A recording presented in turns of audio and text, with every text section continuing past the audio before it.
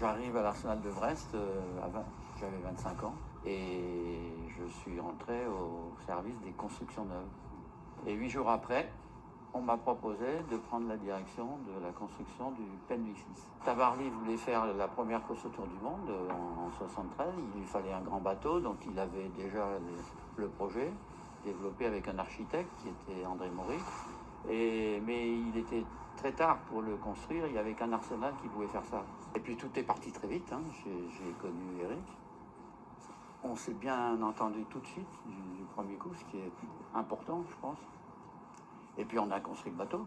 À bord de Penwick 6, il y avait le second qui s'appelait Olivier de Kersauzon, avec lequel j'ai aussi sympathisé, et qui m'a demandé de lui faire un bateau, de lui dessiner un bateau pour faire la première route du Rhum.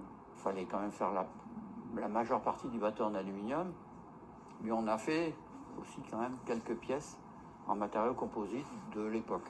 J'ai demandé là à une usine d'aéronautique de me les fabriquer, ces profils, parce que nous, on ne savait pas faire. On a fait les premiers mâts carbone. On a équipé à l'époque